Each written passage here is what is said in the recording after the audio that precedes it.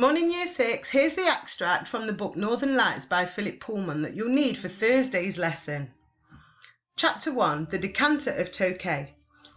Lyra and her Damon moved through the darkening hall, taking care to keep to one side, out of sight of the kitchen. The three great tables that ran the length of the hall that were laid already, the silver and the glass catching what little light there was, and the long benches were pulled out ready for the guests. Portraits of former masters hung high up in the gloom along the walls. Lyra reached the dais and looked back at the open kitchen door, and seeing no one, stepped up beside the high table. The places here were laid with gold, not silver, and the 14 seats were not oak benches, but mahogany chairs with velvet cushions. Lyra stopped beside the master's chair and flicked the biggest glass gently with a fingernail. The sound rang clearly through the hall. "You're not taking this seriously," whispered her Damon. "Behave yourself." Her Damon's name was Pantalaimon, and he was currently in the form of a moth, a dark brown one so as not to show up in the darkness of the hall.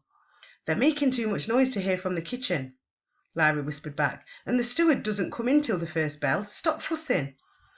But she put her palm over the ringing crystal anyway, and Pantalaimon fluttered ahead and through the slightly open door of the retiring room at the other end of the dais.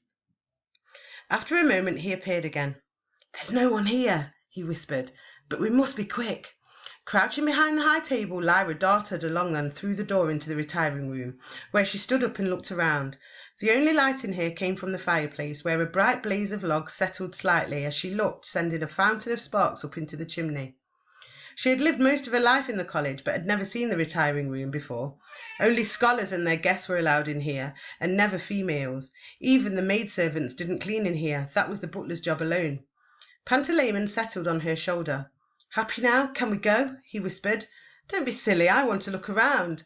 It was a large room with an oval table of polished rosewood on which stood various decanters and glasses, and a silver smoking mill with a rack of pipes. On a sideboard nearby there was a little chafing dish and a basket of poppy heads. "They do themselves well, don't they, Pan?" she said under her breath. She sat in one of the green leather armchairs. It was so deep she found herself nearly lying down. But she sat up again and tucked her legs under her to look at the portraits on the walls. More old scholars, probably, robed, bearded and gloomy. They stared out of their frames in solemn disapproval. "What do you think they talk about?" Lyra said, or began to say, because before she'd finished the question she heard voices outside the door. "Behind there!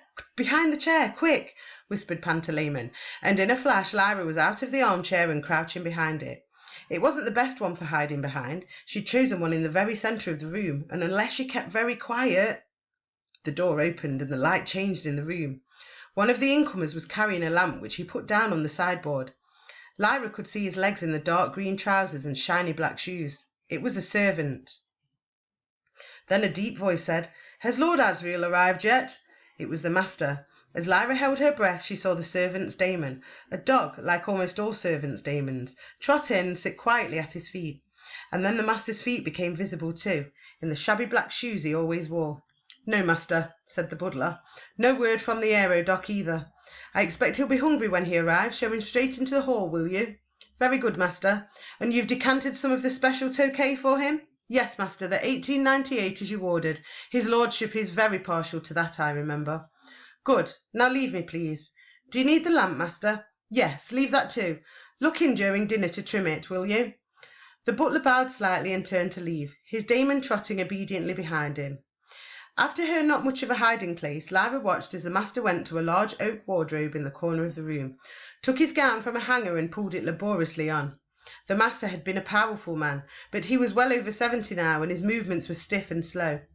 The master's Damon had the form of a raven, and as soon as his robe was on, she jumped down from the wardrobe and settled in her accustomed place on his right shoulder. Lyra could feel Pantalaimon bristling with anxiety, though he made no sound. For herself she was pleasantly excited. The visitor mentioned by the master, Lord Asriel, was her uncle, a man who she admired and feared greatly.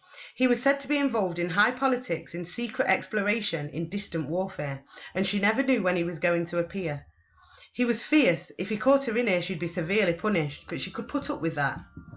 What she saw next, however, changed things completely. The master took from his pocket a folded paper and laid it on the table.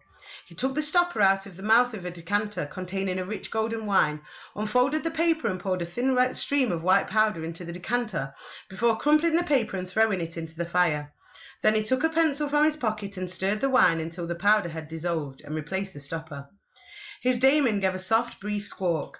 The master replied in an undertone and looked around with his hooded, clouded eyes before leaving the door he'd come in by.